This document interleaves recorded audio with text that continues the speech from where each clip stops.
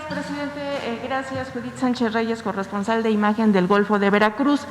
Presidente, tomando en cuenta que ya se tiene la presencia de un caso con una variante de COVID-19 de un mexicano que llegó de Ámsterdam y llegó aquí a la Ciudad de México y tuvo como destino final el estado de Tamaulipas, ¿qué tipo de filtros se implementarán, por ejemplo, en el aeropuerto, sobre todo de aquí de la Ciudad de México, para poder detectar este tipo de casos? Por ejemplo, en Reino Unido ya se va a exigir a los viajeros mexicanos presenten la prueba PCR para poder ingresar, e incluso, por ejemplo, en países como Cuba, a partir del 1 de enero, ya no se permitió el ingreso de mexicanos y de otras nacionalidades en donde obviamente el asunto de la pandemia y del número de casos ha ido incrementando. ¿Cuáles serán, digamos, las medidas de seguridad que se tomarán al respecto? A ver si el doctor lo explica. Ayer hablamos sobre esto, pero de nuevo. Con gusto, presidente. Gracias por la pregunta. Esto lo hemos comentado en varias ocasiones, pero con mucho gusto lo volvemos a comentar. Las enfermedades transmisibles, en este caso la infección por SARS-CoV-2 que causa COVID-19, se transmiten por algunos medios, a veces son físicos, son vectores, en este caso es de humano a humano. No hay, afortunadamente, otro medio principal de transmisión que la transmisión de humano a humano. Al inicio de la epidemia, lo recordarán, había preocupación muy importante sobre los medios físicos, cómo los medios físicos de uso directo, lo que uno toca, podía ser un elemento igual de eficiente que la transmisión por la vía respiratoria, pero la evidencia científica a lo largo de 2020 dejó en claro que por mucho el mecanismo principal de transmisión es la vía respiratoria de los seres humanos. ¿Esto qué quiere decir? Que los que viajan, las personas que viajan, son el medio físico de transporte del virus si es que se encuentran en un periodo de contagiosidad, de contagio. Son las personas que ya tienen la capacidad de transmitir a través de las gotas respiratorias el virus. En general, las personas que están fijas en un sitio de residencia permanente o de habitación permanente en sus actividades convencionales tienen mucha mayor probabilidad de cumplir el ciclo en el que son infectadas, tienen el periodo de incubación y empiezan a ser infectantes, ya sea que enfermen o no enfermen y solo sean portadores. En comparación con las personas que viajan, por una razón muy clara, que es en general las personas que viajan son personas que se autoseleccionan, es menos propensa la persona que viaja a viajar con síntomas o en una condición de enfermedad que la persona fija. Desde luego debe quedar muy claro que eso no significa que un viajero no pueda transmitir el virus.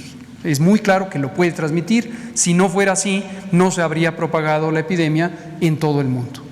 Ahora bien, las medidas de restricción de la movilidad en las fronteras internacionales, ya se trate de las fronteras terrestres, marítimas o aéreas, por muchos siglos ha sido puesta en práctica con la esperanza de que va a ser un mecanismo efectivo y eficiente de interrupción de la propagación internacional de las enfermedades infecciosas. La historia de las ciencias de la salud o de la epidemiología ha mostrado una y otra vez que no es un mecanismo efectivo o suficientemente eficiente para impedir el trasiego de las enfermedades infecciosas.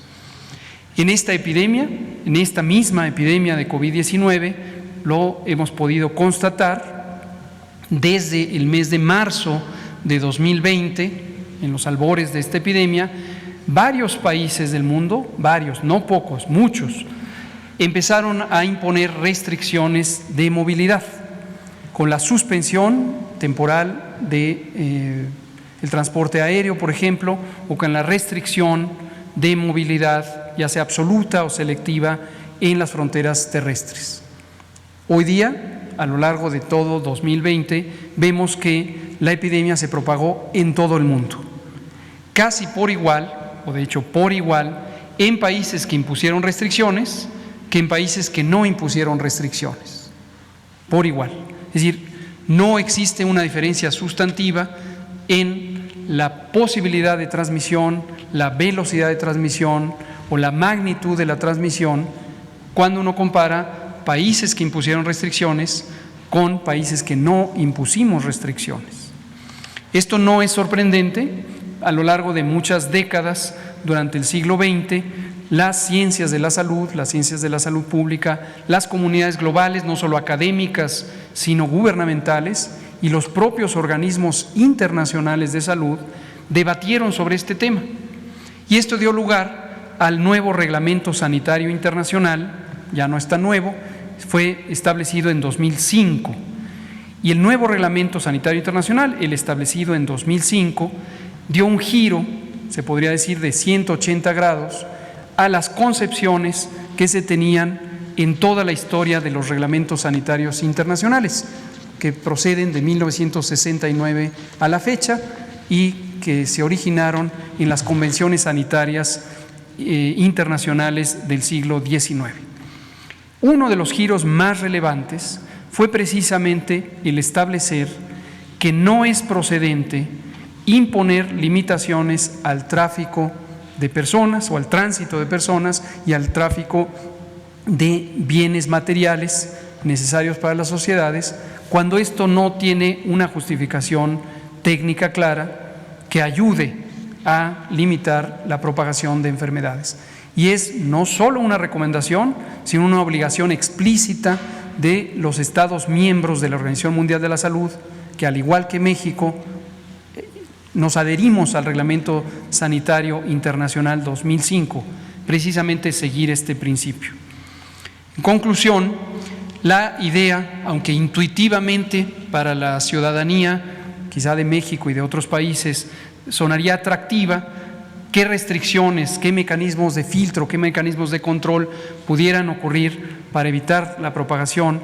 En este caso, su pregunta, que me parece completamente legítima, de la nueva variante, pero también la inquietud se ha aplicado a lo largo de toda la epidemia para las otras variantes. Termino diciendo un elemento también que hemos comentado en las conferencias técnicas de la tarde. La nueva variante hoy se llama variante de preocupación porque tiene una posible mayor transmisibilidad, pero aún está en debate y mayormente se piensa que no, que las variantes o la variante que está constituida de más de 23 mutaciones genéticas no tiene implicaciones sobre una mayor capacidad de causar daño, lo que técnicamente llamamos virulencia, o una mayor capacidad de infectar, la infectividad o la posibilidad de que las vacunas pudieran ser inefectivas. No hay evidencia al respecto. Los Centros de Control de Enfermedades de Estados Unidos, los Centros de Control de Enfermedades de Europa ya se han pronunciado técnicamente al respecto. Entonces, por todas estas razones, aun cuando la expectativa pública de algunos segmentos de la sociedad pudiera ser sobre esta inquietud de qué restricciones o qué controles, la respuesta es no se necesita ningún control en particular. Y como ha ocurrido ya en 23 países, hoy incluido México, lo más probable es que esta cepa o esta variante, no es cepa, sino es una variante, se propague por el mundo entero, Sin embargo, a pesar de su posible mayor transmisibilidad, no representa, y esta es una declaración explícita de la Organización Mundial de la Salud, un riesgo adicional al que representa la propia pandemia. Y es así que la Organización Mundial de la Salud ha desaconsejado, este es el término que utiliza la Organización Mundial de la Salud, desaconsejado el imponer restricciones al respecto. Sí, y si me permite otra